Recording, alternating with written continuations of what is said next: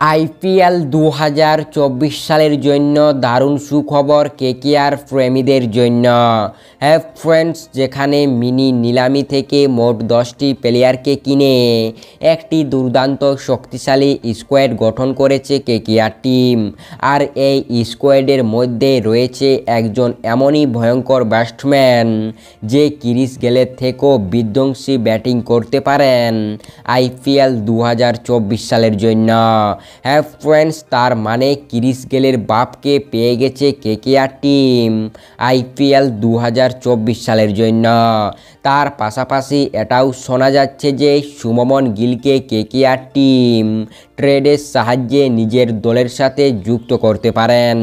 হ্যাঁ ফ্রেন্ডস, কোন এই ভয়ঙ্কর ক্রিকেটার রয়েছে কেকেআর শিবিরে যে বর্তমান সময়ে ক্রিস গেলের থেকেও বিধ্বংসী ব্যাটিং করছেন?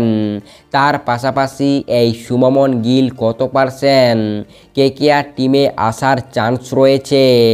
সমস্ত বিষয়ে জানার থাকলে ভিডিওটি সম্পূর্ণ দেখার অনুরোধ রইল এবং ভিডিওতে অবশ্যই একটি লাইক দিয়ে চ্যানেলটিকে সাবস্ক্রাইব করে পাশে থাকা বেল আইকনটিকে বাজিয়ে রাখুন, কারণ এই চ্যানেলটিতে কেকেআরের ছোট থেকে বড় আপডেট সবার আগে পেয়ে থাকবেন। হ্যাঁ ফ্রেন্ডস, চলো দেখে নেওয়া যাক কেকেআর টিমে রয়েছে কোন এমন ব্যাটসম্যান যে ক্রিস গেলের থেকেও বিধ্বংসী ব্যাটিং করছে বর্তমান সময়ে।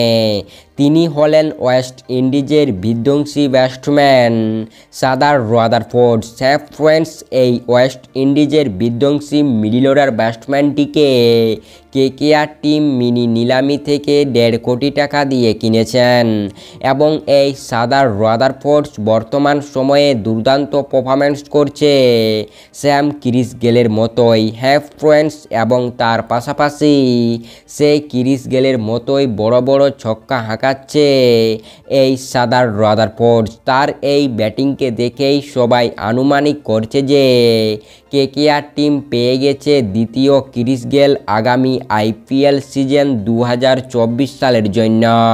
হ্যাঁ ফ্রেন্ডস, আমাদের এটাই থাকবে দেখার বিষয় যে এই সাদার রাদারফোর্ড আইপিএল 2024 সালে কেমন পারফরম্যান্স করছে, এবং এটাও থাকবে আমাদের দেখার বিষয় যে তাকে ম্যান প্লেইং 11-এর সুযোগ দিচ্ছে কি দিচ্ছে না কেকেআর মেন্টর গৌতম গম্ভীর এবং কেকেআর ক্যাপ্টেন শ্রেয়স আয়ার।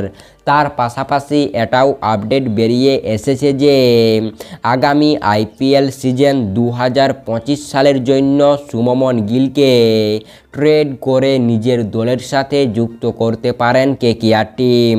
হ্যাঁ ফ্রেন্ডস, যেখানে আইপিএল 2024 সালেই এই শুভমন গিলকে ট্রেড করার কথা ছিল কেকেআর টিমের, কিন্তু কেকেআর টিমের কাছে টাকা না থাকায় তাকে ট্রেড করতে পারেনি আইপিএল 2024 সালের জন্য।